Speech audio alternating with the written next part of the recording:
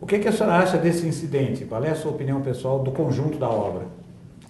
Eu acho que a Bolívia não merecia ter derrubado, o caso com a Bolívia não merecia ter derrubado o Patriota, ou seja, o Patriota não merecia ter saído por conta de uma relação com um país que nem é tão importante para nós, né?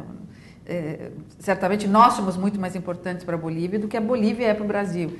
Então, derrubar um ministro da envergadura do Patriota por um assunto Bolívia, me parece, e nesse caso específico, né, o Brasil já havia concedido o asilo, era preciso tirar essa pessoa de lá por razões humanitárias. Então, não me parece justificável que ele tenha caído por tão pouco. Doutora Maricela, como é que a senhora vê especificamente a operação em si? A senhora avalia que ela era necessária para que se retirasse o senador Roger Pinto da embaixada? Esse tipo de operação acontece todo dia nas embaixadas.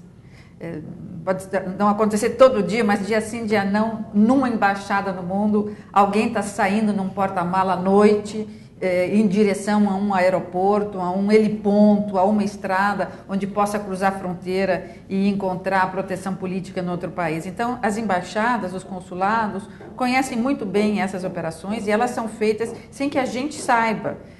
Mesmo as embaixadas brasileiras já fizeram isso várias vezes no exterior.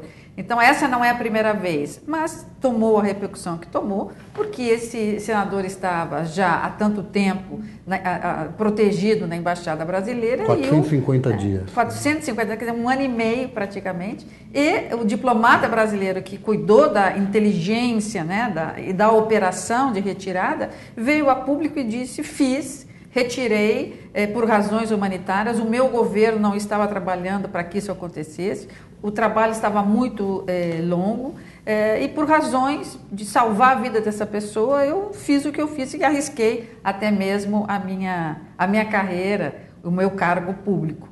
Então ficou o caso famoso, mas isso é comum acontecer para salvar as pessoas. É comum de retirar alguém de uma embaixada assim na clandestinidade, na noite, no escuro, num túnel.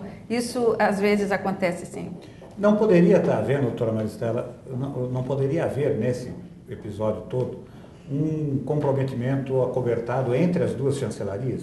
Sem dúvida, eu não vejo como ele possa ter saído, o senador, porque são muitos quilômetros de estrada, né? E o próprio diplomata Saboia disse: olha, a gente começou a rezar e da nossa reza multiplicamos a gasolina. Ora, isso não acontece. Né? E ele passou por quantas? Bastante fé. Por quantos postos? 5 postos de controle em 1.600 quilômetros. A estrada, a Bolívia é um país absolutamente militarizado, né? Eu acompanhei no caso dos corintianos, dos brasileiros que estavam presos. É um país militarizado, a Polícia Armada está na rua, a gente não consegue se movimentar de forma livre como num país democrático. Então lá seria muito difícil que o diplomata brasileiro, Eduardo Saboia, não contasse com a participação de outras personalidades que o tenham ajudado nessa fuga. E aí deve ter contado com muitas, não só em território boliviano, mas ao cruzar a fronteira do Brasil, provavelmente ele tinha ali não só o exército, parte do exército, ou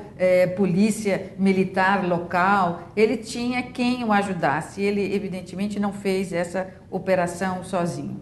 A senhora conhece bem o diplomata Saboia, Eduardo Saboia? Sim, nós nos conhecemos no caso dos corintianos. E que tal? É um perfil, ele é ousado? É um perfil de, digamos, um diplomata moderno? Sim, ele é um diplomata que... Não ortodoxo? Não, ele vive o conflito entre as ordens que ele recebe e por que ele recebe aquele tipo de ordem e o que era o correto fazer naquele momento. Então, ele já vinha sofrendo esse conflito naquele momento em que nós lutávamos para tirar os brasileiros da prisão e ele recebia ordens do governo brasileiro de que segurasse a operação e que detivesse os rapazes lá por mais tempo.